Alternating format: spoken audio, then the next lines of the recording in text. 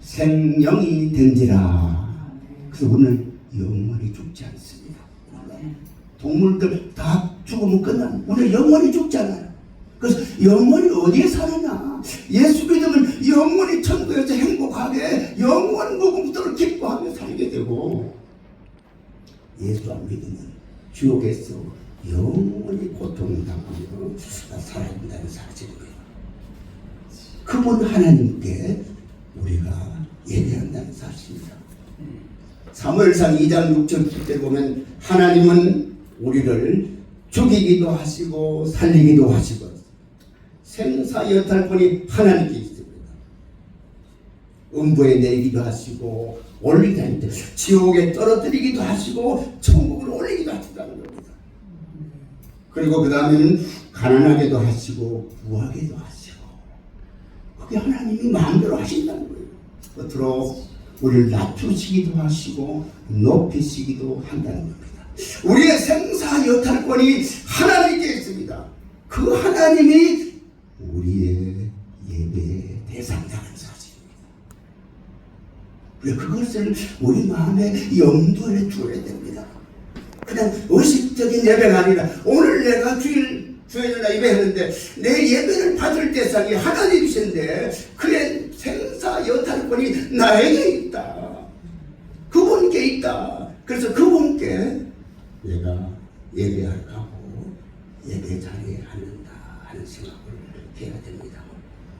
따라서 우리는 예배를 철저히 준비해야 됩니다. 아멘. 하나님이 토요일을 왜 주셨습니까? 세상 사람들은 놀러 가고 오는 날이지만 우리 크리스찬들은 토요일은 주일을 준비하는 날입니다. 저와 여러분 토요일을 주일을 준비하는 날로 지키시기를 바랍니다. 아멘. 기도로 준비하고 마음으로 준비하고 몸도 준비하고 옷도 준비하고 예물도 준비하고. 하나님은 그 중심 보시니까 네가 나에게 예배하기 위하여 이렇게 준비하는구나. 저도 그래서 부족하지만 저때서 그 다이어리는 토요일날 금나는 주일을 위한 준비 딱 써놨습니다. 내가 부족하니까. 그리고 나머지 연락을 쳐야 된다 적어놓고 찬양곡을 선정해야 된다 미리 준비합니다. 왜? 많은 분이 하나님께 예배하는 건데 준비 없이 간다. 이건 말이 안 되죠. 그분에 대한 그 경외감이 희석되고 낮아지는 겁니다. 마음으로, 몸으로, 기도로, 예물로 주일을 철저히, 예배를 철저히 준비하는 저와 여러분 되기를 바랍니다. 그리고 예배는요 최선의 정성으로 드려야 됩니다. 시간을 잘 지키시기 바랍니다. 뭐 특별한 사정이 있을 수 있죠. 그러나 여러분 예배 시간은 철저하게 지키십시오. 하나님과 약속된 시간입니다. 시간이 너무 미리 시작해도 안 되고 늦게 시작해도 안 됩니다. 제가 여러분께 보내드리고 싶은 것은 최소한 10분 전에 오셔가지고 자리에서 10분 내지 5분 전 기도로 묵상으로 예배를 준비하시고 그 준비하는 모습을 우리 하나님께서 보고 계신다는 사실입니다. 그리고 찬송은 최선을 다해 잘 못 불러드렸습니다. 큰 소리 10편 150회를 보니까 호흡이 있는 자마다 여호와를 찬양하라. 큰 소리난 재금으로 찬양하라. 손을 넣고 손바닥으로 치며 찬양하라 그랬습니다. 찬양은 최선을 다해 큰 소리로 간절한 마음으로 그렇게 해야 됩니다. 기도도 간절한 마음으로 해야 됩니다. 목사님 말씀을 들을 때 말씀을 아멘으로 받아들이시기 바랍니다. 아멘.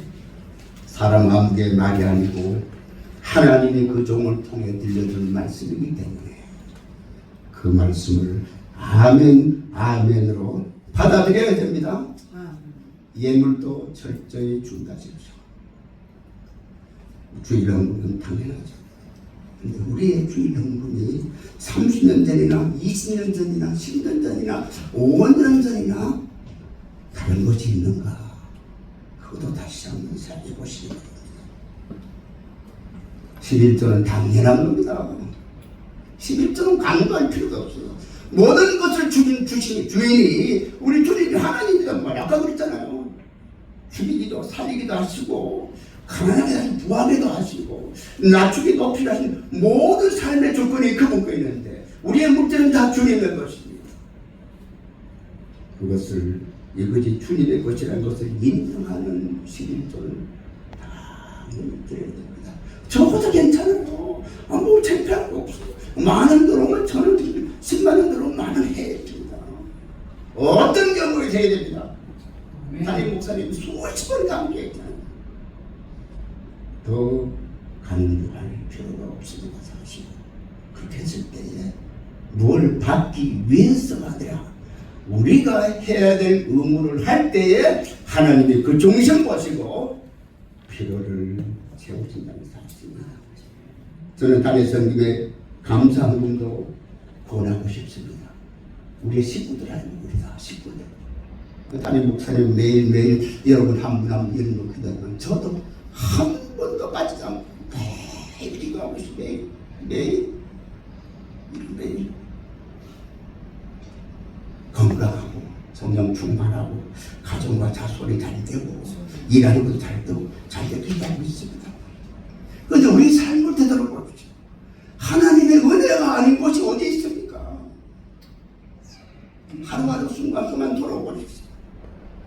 10편 기자가 116편 12절에 여호와께서 내게 주신 모든 은혜를 무엇으로 보답할고 저는 감사하기를 원합니다. 매주 뭐 1,000원이든 5,000원이든 많이 우리 나오는 교회 다니는 우리 성도님들은 매주 감사하기를 권합니다.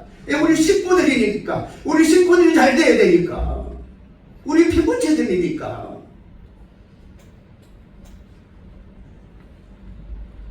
감사는 하나님의 마음을 움직이는 원동력이 됩니다. 오늘 선교원들인데요. 선교원도 참으로 중요합니다. 액수가 문제가 아니에요. 하나님이 가장 원하시는 영혼 구원입니까? 우리가 나가서 어디 가서 뭐 전도하고 하기도 힘들잖아요. 우리 대신 나가 있는 저 외국에 나가 있는 이름 없이 빛도 없이 수고하는 선교사님들을 위해서 그분할 때 어떤 분이 천국 가니까 우리 새카만 사람이 쫓아왔어. 아이고 집사님, 제가 집사님 때문에 구원받았습니다. 나는 당신 본 적도 없는데. 집사님이 선교한 그만 그 선교사님을 통해서 제가 복음 듣고 예수 믿게 되었습니다. 하더라는 얘기를 하는 거예요. 아무튼 예배는 정성을 다해 최선을 다해 드려야 됩니다. 우리가 하면 얼마나 하겠어요. 그러나 우리 중심을 보여드릴 때 우리 하나님께서 기뻐하시고 우리의 삶의 모든 것의 주관자신 그분이 우리의 안타까운 소원도 우리의 바라는 강구도 우리에게 기대는 소망도 이루어 주시지 않겠느냐. 예배를 소중히 여겨야 됩니다. 예배를 신앙의 최우선으로 삼으시기를 권면합니다. 그리고 또 목사님 예배에 목숨을 걸어라 하는 목사님이 있어요. 그거 이해가 갑니다. 왜? 그만큼 중요하니까. 더 중요한 것은 예배를 멸시하지 말아야 됩니다. 이유 없이 예배에 빠지는 것은 예배를 멸시한 거고 하나님을 멸시한 것입니다. 예배 시간에 전화 받으러 나가지 마세요. 그분은 하나님을 멸시하는 거예요. 우리도 이제 총회에서 원래하고 예배할 때 보면 아니 목사라는 사람이 뭐 설교하는 게 마음에 안 든다고 나가버리고 합식기도 하는 게 마음에 안 든다고 나가버리고 도대체가 내가 이거 어떻게 했어? 죄송합니다. 목사가 되는가? 하나님을 멸치하는 행위예요. 그건요. 죽으려고 그냥 응? 세상만 작정을 했지 그냥. 미안하지만 그 사람들을 제가 주목해서 보면요, 사역의 삶이 너무나 힘들어, 너무나 초췌해. 하나님을 멸시해서, 예배를 멸시해서 살아남은 자가 어디 있습니까? 아무도 없습니다. 우리가 두려워서 뭐 복을 받기 위해서가 아니라 하나님이 우리 삶의 최고의 구원자가 되시고 가장 큰 은혜를 베푸셨으니 그 은혜를 내가 무엇으로 보답할까? 그런 마음으로 일평생 예배하는 우리 모든 식구들 되시기를 예수님 이름으로 축복합니다. 아멘. 이제 이 예배 초소에서 예배가 있지만 더 중요한 게 한 가지가 있습니다. 이 부분이 참 힘듭니다. 생활의 예배입니다. 오늘 2절에 보니까 너희는 이 세대를 본받지 말고 오직 마음을 새롭게 함으로 변화를 받아 하나님의 손에 주고 기뻐하시고 온전하신 뜻이 무엇인지 분별하도록 하라. 생활의 예배가 이루어져야 됩니다. 오늘 2천만 크리스찬이 됐는데 왜 이 나라가 이렇게 부패하고 왜 문제가 생기느냐? 저는 개인적으로 뭐 무슨 아무개가 나쁜 놈이고 하는데 문제는 나에게 있다. 크리스찬이 나에게 있다. 교회에 있다. 목회자에 있다. 저는 그렇게 생각해요. 우리가 삶의 생활의 예배가 이루어지잖아요. 교회에서는 찬송 잘하고 뭐 하는데 밖에 나가서는 본이 되지 못한다는 겁니다.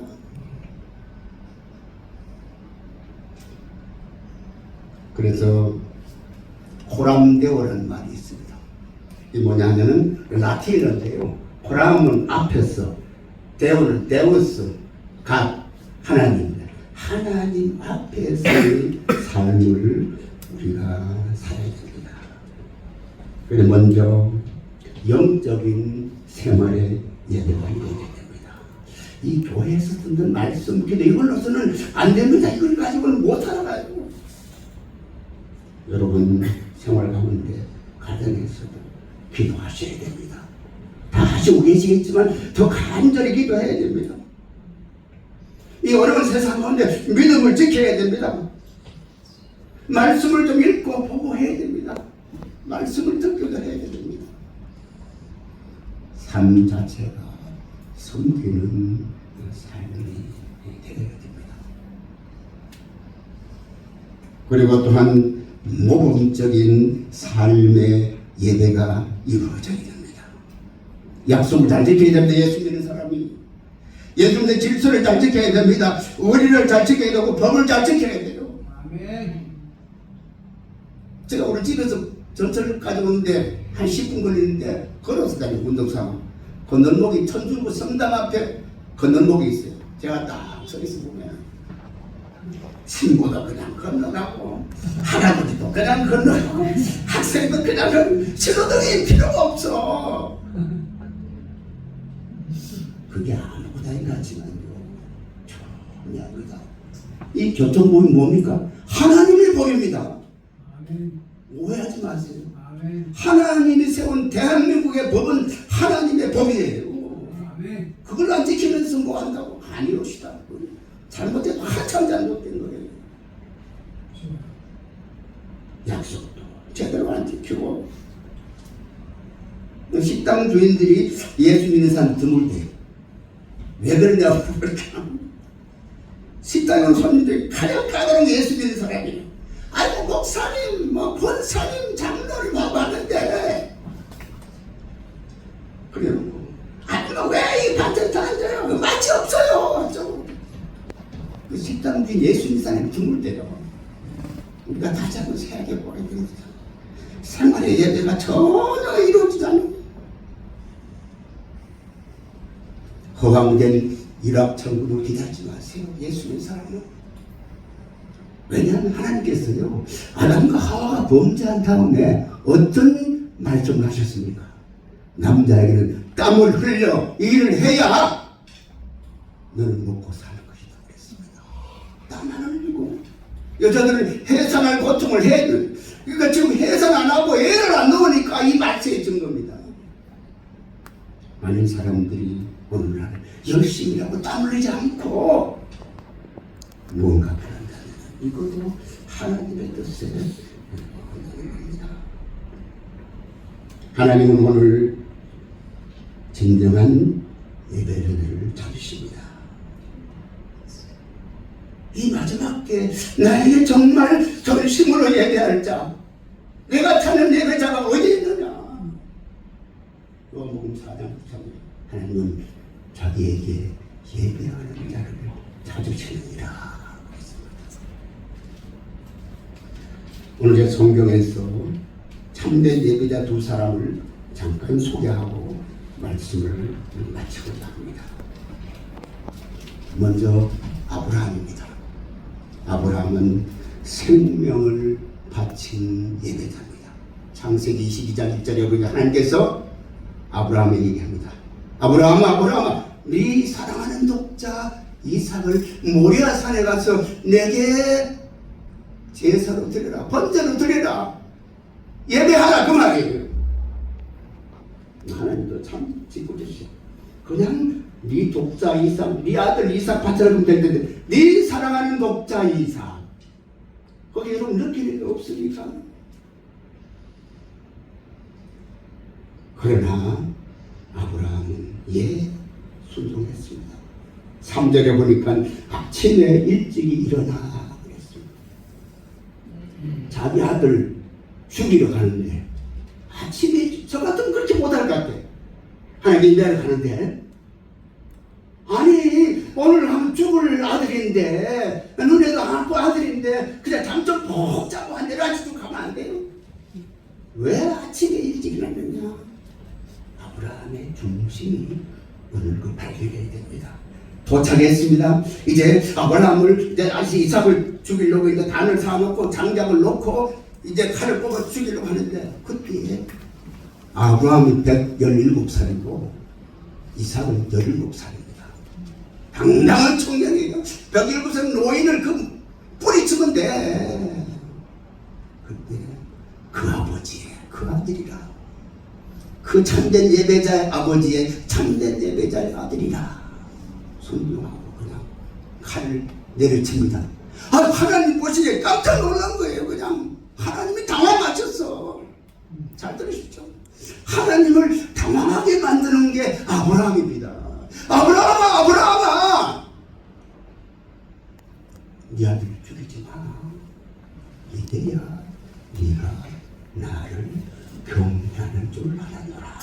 아멘. 자기 아들의 생명, 자기 생명과 같은 아들의 생명을 바친 예배자 아브라함은 복의 근원이 되고 복의 통로가 되고 믿음의 조상이 되었다는 이 사실입니다.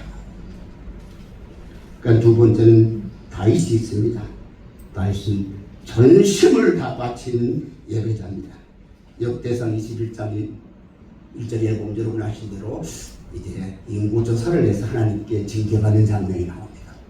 하나님이 징계할 때 다윗이 회개하니까, 아니 그러면 네가 오늘 안에 가장마당에서 나에게 예배 드리라, 제사 지내라, 그 말입니다.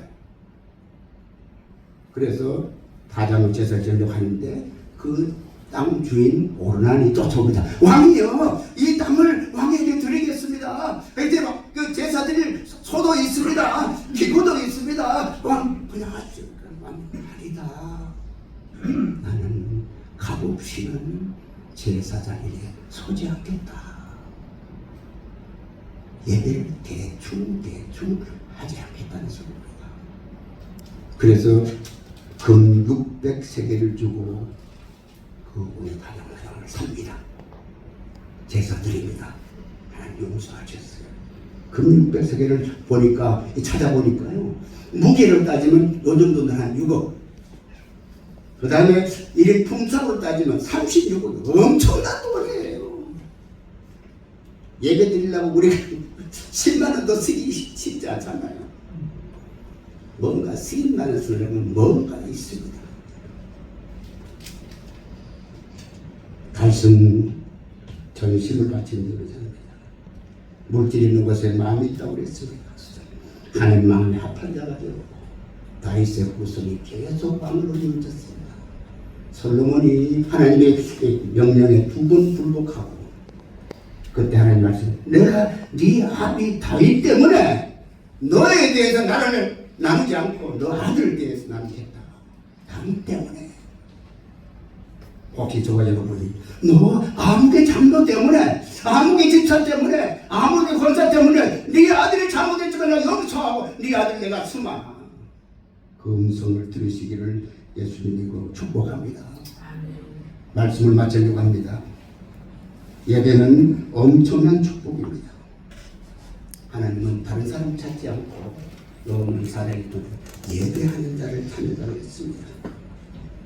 저와 여러분이 어떤 예배자가 되느냐에 따라서 우리 대뿐만 아니라 우리의 후손까지도 영향을 미칩니다. 왜? 성경이 증거했으니까. 그만큼 예배가 중요하다는 사실입니다. 그런데 예배는 사실 드리는 것이 아니라 받는 겁니다. 저와 여러분. 예배를 통해서 하나님 말씀을 받습니다. 응답을 받습니다. 은혜를 받습니다. 평안을 받습니다. 건강을 받습니다. 축복을 받습니다. 받은 거예요. 들는 거 없어. 전부 받는 겁니다. 성경은 말합니다. 마태복음 1장 1절 보니까 아브라함과 다윗의 아들 예수 그리스도의 세계라. 아니 성경 그 많은 사람 중에 왜 아브라함과 다윗의 자손이라고 했을까? 저는 깊이 묵상해 봤습니다.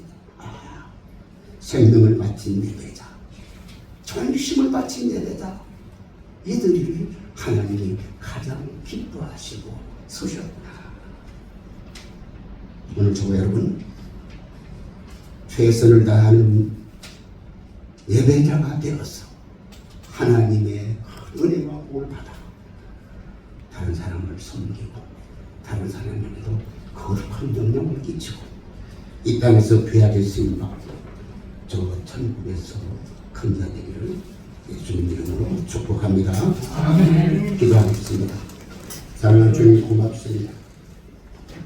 귀한 말씀 주셨습니다. 평생 복된 예배자가 되어서 하나님 마음에 꼭 드는 우리 모두가 되어 우리 당대뿐만 아니라 우리 자손들까지도 은혜와 복을 받는 복의 통로로 쓰임받도록 도와주시옵소서. 예수님 거룩하신 이름으로 기도드립니다. 아멘.